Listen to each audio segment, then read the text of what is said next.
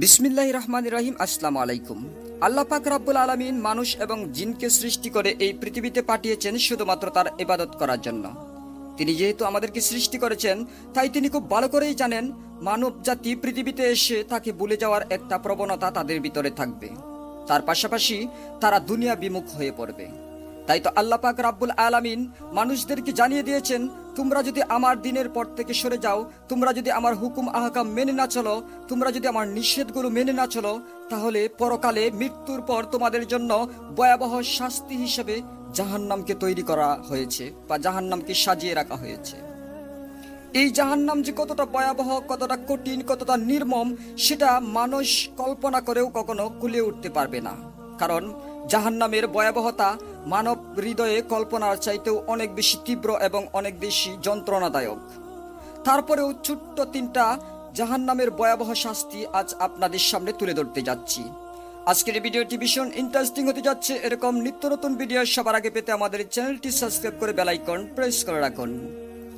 আমি প্রথম যে শাস্তিটির কথা বলতে যাচ্ছি সেটা হচ্ছে জাহান্নামীদের জন্য প্রাথমিক একটি শাস্তি। এটা ধারণা করা হয় বা বর্ণিত আছে যে প্রত্যেকটা জাহান্নামীকে প্রথম অবস্থায় দেওয়া হবে। সেটা কি?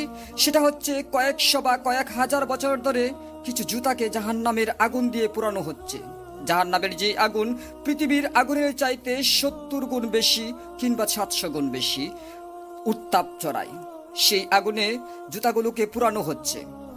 যখন জাহান্নামীরা জাহান্নামে প্রবেশ করবে তখন তাদেরকে এই জুতাগুলো পায়ে দেওয়ানো হবে। এই জুতাগুলো তারা পায়ে পড়ার ফলে সেই উত্তাপ যখন তাদের দেহে লাগবে তখন তাদের মাথার মস্তকগুলো গলে গলে পড়ে যাবে। মস্তকগুলো তখন ঠকবক করে ফুটতে থাকবে।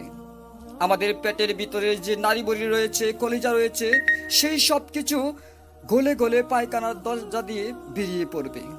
একবার চিন্তা করে দেখুন, কোনোভাবে যদি দুনিয়াতে মানুষকে এইরূপ শাস্তি দেওয়া যায়, তাহলে সেই রকম অবস্থা হওয়ার অনেক আগেই মানুষ মৃত্যুর কোলে ডলে পড়বে। কিন্তু যেহেতু জাহান্নামে মৃত্যু নেই, আমরা মরতে পারবো না, সুতরাং এই ভয়াবহ নির্মম কঠিন শাস্তি আমাদেরকে উপভোগ করতে হবে। এই কথাটি যদি আমরা আমাদের মাথায় ঢুকিয়ে নিই, তাহলে আমরা হয়তোবা কিছুটা হলেও ন্যায়ের পথে ফিরে আসতে পারবো। দ্বিতীয় যে শাস্তিটির কথা আপনাদের সামনে বর্ণনা করতে যাচ্ছি সেটা হচ্ছে একটা ফেরেশতা থাকবে, যেই ফেরেশতার গায়ে থাকবে বিশাল বিশাল ধারালো চুচালো কাঁটা। সেই কাঁটা তার সারা দেহেই অবস্থান করবে বা সারা দেহেই থাকবে। সেই কাঁটাওয়ালা ফেরেশতাটি আপনাকে ঝাপটে ধরবে, জড়িয়ে ধরবে। যখন সে আপনাকে পাঞ্জা দিবে তখন তার দেহের কাঁটাগুলো আপনার বুক দিয়ে ঢুকে পিঠ দিয়ে বেরিয়ে যাবে।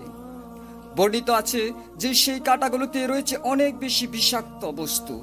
একটি কাঁটা যদি পৃথিবীর সাগরে ছেড়ে দেওয়া হয়, তাহলে সেই বিষের ছুটে সাগরের পানিটা বিষাক্ত হয়ে যাবে।